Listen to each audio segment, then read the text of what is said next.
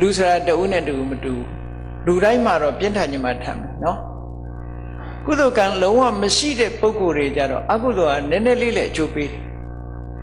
ကုသိုလ်ကံတွေတခြားကုသိုလ်ကံတွေရှိပြီးကောင်းတာတွေလုပ်ပြီးမကောင်းတာတစ်ခါတစ်ခါဖြစ်တဲ့ပုဂ္ဂိုလ်မျိုးကြတော့ကောင်းတာတွေကအကာအကွယ်ပေးသွားတယ်မြတ်စွာဘုရားကနားလည်အောင်ဥပမာတစ်ခုနဲ့ဟောထားတာရှိတယ်လောနကပန်လာတုတ်လို့ခေါ်တယ်အင်္ဂုတ္တရနေကမှာစားခဲနဲ့ဥပမာပေးတာဇီးသီးလုံးလောက်စားခဲလေးကိုဖန်ခွက်ထဲကရေထဲထည့်လိုက်မယ်ဆိုရင်စောင့်မဖြစ်လောက်အောင်ငံသွားမယ်တဲ့သို့တော့မြစ်ထဲချောင်းထဲမှာအဲ့ဒီစားခဲကိုထည့်လိုက်လို့ရှိရင်ဘာရတာမှမပေါ်ဆိုလိုတာကကုသိုလ်ကံအမတန်နဲပြီးတော့အကုသိုလ်တွေများနေတဲ့ပုဂ္ဂိုလ်ဟာနည်းနည်းလေးလို့လည်းခံရမယ်လို့ဒီလိုပြောတာနော်ဒါကအခြေအနေကြောင့်ဟုတ်တယ်လေလောကမှာဒီကနေ့လူလှုပ်ထားတဲ့ဥပဒေတောင်မှပဲအဆန်ချမ်းသာတဲ့လူကျူးလွန်တဲ့အမှုဆင်းရဲသားကျူးလွန်တဲ့လူအမှုချင်းတူတယ်အဆန်ချမ်းသာတဲ့လူကြတော့ပေါ့ငွေပေးနိုင်တာဟုတ်ဒါတဘာဝပဲလေအဲ့ဒါဆိုလို့ရှိရင်မတရားဘူးလို့တော့မပြောနဲ့သူက condition တွေကောင်းတယ်လေအဆန်ပေးနိုင်တာက condition ကောင်းတယ်လို့ပြောတယ်တော့မဟုတ်သူကအားကိုးလောက်တဲ့လူတွေနဲ့သိတယ်အားကိုးလောက်တဲ့လူတွေရဲ့အကူအညီကိုရတယ်ဟောအပြစ်ဒဏ်ကလွတ်တယ်ကံကြမ္မာမှာလည်းပဲအဲ့ဒီတိုင်းပဲကံကြမ္မာကြတော့အားကိုးလောက်တဲ့လူဆိုတာဘာပြောတာလဲဆိုကုသိုလ်ကောင်းမှုတွေရှိတယ်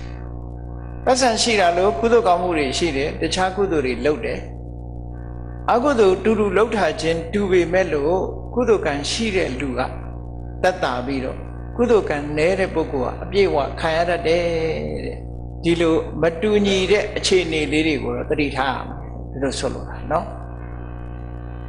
လူတိုင်းဟာတူညီတဲ့အကျိုးရလိုက်မယ်လို့တော့ဒီလိုမအောင်မိတ်လေးနဲ့ပတ်ဝန်းကျင်အခြေအနေဆိုတာရှိသေးတယ်လူရဲ့အခြေအနေတွေပေါ်မှာမူတည်တယ် condition ပေါ့အဲ့ဒီ condition တွေဟာတိတ်ပြီးတော့အရေးပါတယ်ဒါကိုပဲဥပနိဒေယပစ္စယောလို့ပြောတာသစ္စိလေးစိုက်တာတောင်မှကြည့်လေမြေဩဇာကောင်းတဲ့နေရာစိုက်တာနဲ့ကြက်တီးကုန်းစိုက်တာဒီနှစ်ခုကွာလားမကွာလားကွာတယ်လေမြေဩဇာကောင်းတဲ့နေရာစိုက်ရင်အပင်ကြီးထွားမှုကအမှန်တမ်းကြီးမားတယ်ကြက်တီးကုန်းသွားစိုက်လို့ရှိရင်လှီလေးဖြစ်မှာပေါ့ဘာကြောင့်လို့ဆိုရင်မျိုးစေ့ချင်းထူတောင်မှပဲအထောက်အကူချင်းကွာခြားသွားတယ်မိုးကောင်းရေရှားအရာစိုက်တာနဲ့မိုးကောင်းတဲ့အရာစိုက်တာမတူရန်အခြေအနေချင်းမတူတာဆိုလို့ကံကြမ္မာမှာလဲဓာတွေကိုထည့်သွင်းစဉ်းစားရတယ်နောနကပန္နာတုတ်ကိုကြည့်အဲ့ဒီတုတ်ကိုနားလေသဘောပေါက်မယ်ဆိုလို့ရှိရင်ကံကြမ္မာဆိုတာ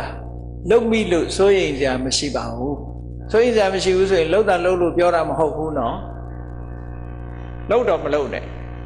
သို့တော့လုံမိထားတဲ့လူတွေအတွက်မလုပ်အောင်ကောင်းတာတွေလုပ်မကောင်းတာတွေကိုဖယ်ဖို့အရေးကြီးမြတ်စွာဘုရားကိုယ်တိုင်ကလည်းဒီတိုင်းဟောထားတာရှိ